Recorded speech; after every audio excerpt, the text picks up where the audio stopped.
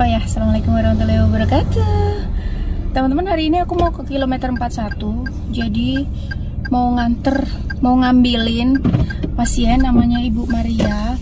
Dia itu menggunakan IUD udah selama 30 tahun.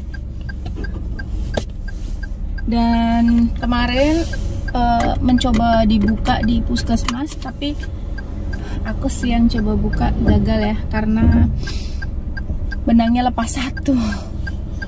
Jadi kemarin udah dikonsulkan ke dokter dan ya sebaiknya dia bukanya di rumah sakit ya, takut ada kelengketan. Nah, aku jemput ibunya dulu karena katanya nggak ada yang anter. Jadi aku ya udah Bu, jadi ku anter ya pagi-pagi sebelum aku start kerja. Ibu harus sudah siap. Nanti aku antar dan pulangnya aku jemput, tapi aku nggak bisa mendampingi dia selama di sana. Meskipun sebenarnya aku juga kepengen tahu sih apa tindakan apa yang dilakukan. Tapi nanti kita cerita-cerita lah sama ibunya kalau pulang nanti. Nanti siang aku jemput dia. Mudah-mudahan dia nggak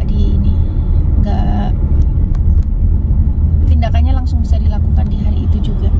Karena ada pasien kasus seperti ini yang saya temuin ada 3 ya guys ya, ada 3.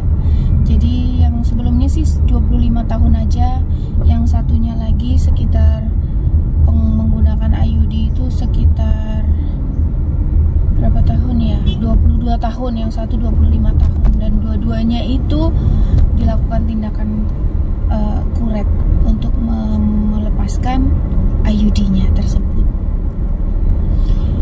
Jadi nanti kita tanya-tanya sama pasiennya, ceritanya gimana kok sampai 30 tahun baru berniat untuk membuka IUD-nya. Aku pun penasaran ini. Ini sudah dekat dengan rumah pasien, mudah-mudahan dia sudah nungguin ya. Karena aku bilang, Bu, nanti tungguin ya di tempat ini. Itu ibunya udah datang. Ya Bu, buka. Ada.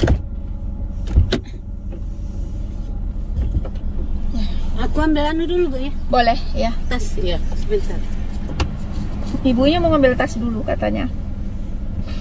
Kayaknya ibunya. Aku izin ngevlog dulu sama dia. Ibu, boleh izin ngevlog Ibu? Ya. Izin ngevlog boleh? Maksudnya kayak mana? Izin kita ngobrol soal IUD-nya boleh? Kalau demi kebaikan ya enggak apa-apa. Ya, demi kebaikan enggak apa-apa. Ya. Ini Ibu maskernya. Silakan masuk. Lupa bawa masker itu ya ampun. Enggak apa-apa. Ibu suratnya udah dibawa, surat rujukan. BPJS, surat rujukan. Jangan lupa Ibu. Yang kemarin dari puskesmas. Ini yang rujukan kali ya. Boleh. Aku cek dulu ya guys ya. Maria. Oh ya, dah benar Ibu. Iya, BPJS. Yang ini. Oh ya, benar. Ya. Maskernya boleh dipakai dulu Ibu. Boleh agak dibanting pintunya. Enggak apa-apa. Enggak apa-apa. Ya. Sudah. Ibu, sebelum kita jalan kita ngobrol sedikit ya. Boleh. Tapi boleh pakai masker ya. Jadi ibu ini hari ini mau ke rumah sakit Abadi, dirujuk sama dokternya kemarin waktu di puskesmas, karena ternyata ibunya udah 30 tahun ya Bu ya. Iya. Ceritanya itu gimana kok sampai 30 tahun? Karena kemarin saya tuh kalau buka IUD kan rata-rata 8-9 tahun untuk seusia ibu ya. Tapi ibu ini ternyata udah 30 tahun menggunakan IUD. Ya, terus ibu menggunakan IUD selama 30 tahun itu dulu pernah berusaha untuk membuka IUD-nya? Pernah saya datangi di tempat yang saya dipasangi. Iya, di kilo 2 sana ya. Kilo 12. Ya, terus? Tapi bidannya bilang kalau ndak ada keluhan ndak apa-apa. Nggak ada keluhan ndak apa-apa. Ibu sudah bilang sudah berapa tahun pakai IUD-nya waktu itu? Dia tahu itu karena di sana yang pasangnya. Oh gitu. Tapi Iya. Bunda bilang kalau saya pakai IUD udah sekian tahun gitu. Buka IUD-nya pas aku proses membuka itu benangnya itu lepas satu, Ibu. Benangnya memang ada 2. Benangnya lepas 1. Saya agak berusaha menarik sedikit tapi agak sulit gitu.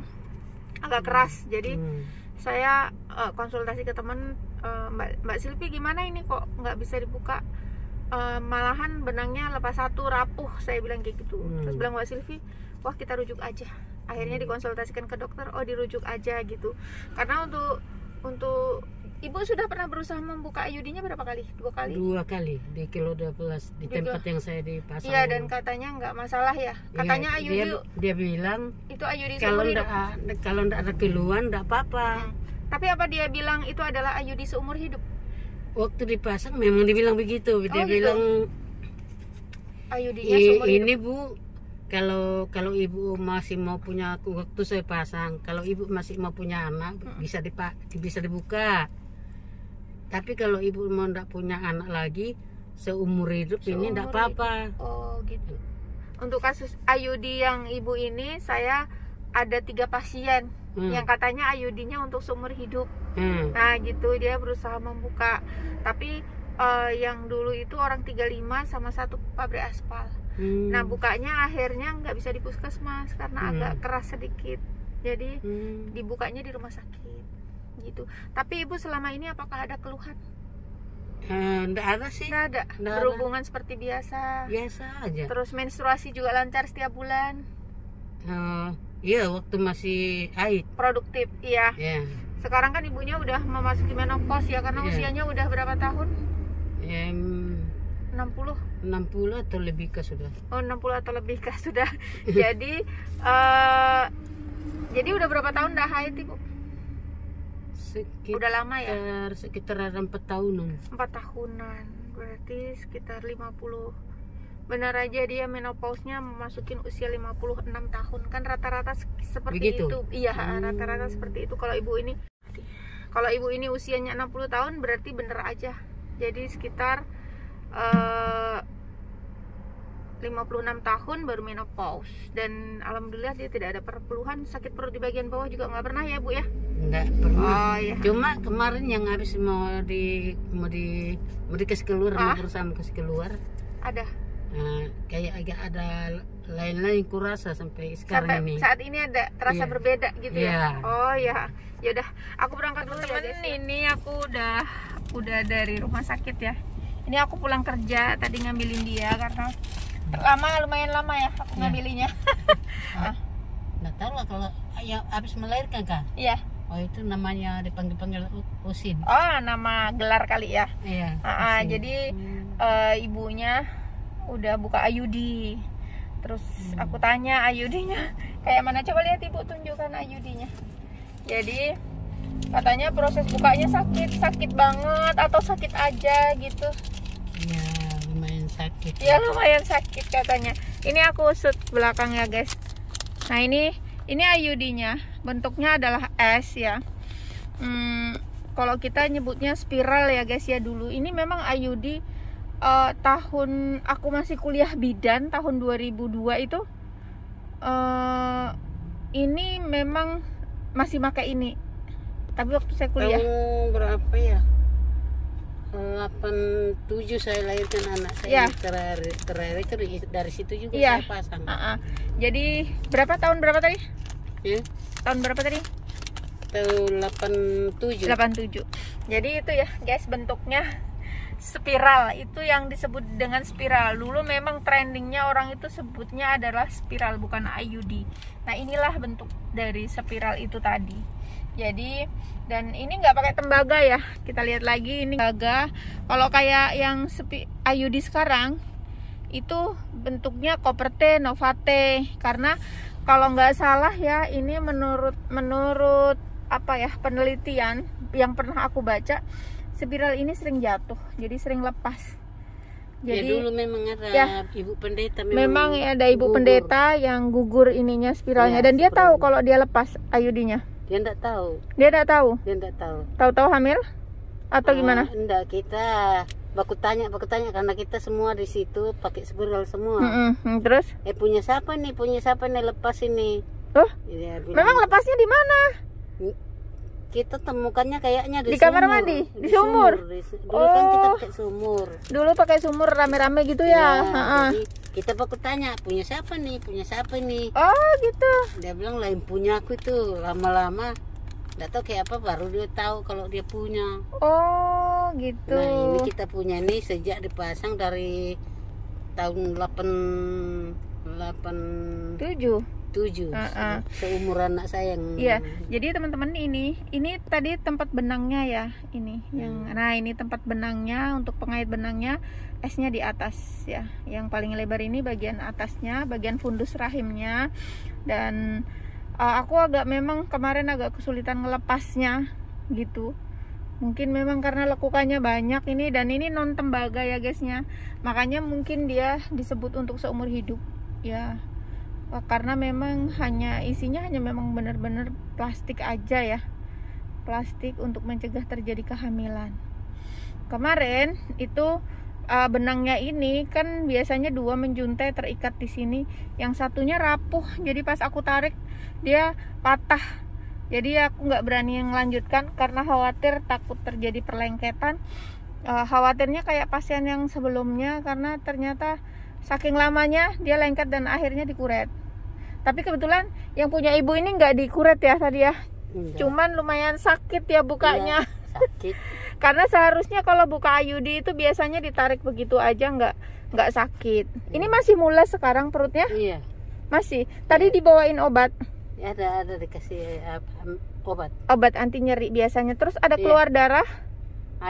Ada, biasanya ada keluar darah sedikit, mungkin karena untuk satu cara untuk agak melepaskan, tapi biasanya nanti dibantu obat. Nanti kalau keluar darahnya lebih dari 3 hari atau deras, itu nanti boleh hubungin, nanti kita bantu untuk mengeluarkan memberi darah. Iya, hubungin saya aja, kan ada nomor telepon saya. Oke, itu dulu teman-teman. Semoga ini bisa bermanfaat. Ini adalah IUD zaman dahulu kala. Yang kata bidanya adalah IUD seumur hidup gitu. Dan buat teman-teman yang mau pasang IUD nggak usah takut. IUD yang jelek, tapi beda ya IUD sekarang dengan yang dulu, karena menurut penelitian IUD yang bentuknya S tadi sering jatuh, sehingga perkembangan zaman itu sekarang rata-rata orang menggunakan IUD-nya yang bentuknya T. Terus kemarin waktu saya pelatihan ada juga IUD yang bentuknya T tapi agak bengkok sedikit seperti jangkar gitu, untuk rahim yang ukurannya agak lebih kecil. Bisa, kalau yang pada umumnya ya Novate, Copper T. Itu yang aku kenal sampai dengan sekarang, dan aku belum pernah masang yang lain-lain. Dulu ada juga yang 7 bentuknya itu kayak 7 gitu. Macam-macam dulu IUD bentuknya, tapi sekarang rata-rata produknya yang aku tahu di Kalimantan ini dan selama aku menjadi bidan adalah Novate dan Copper T aja. Oke Ibu, terima kasih banyak ya udah sharing hari ini, semoga bermanfaat. Boleh kasih salam Ibu.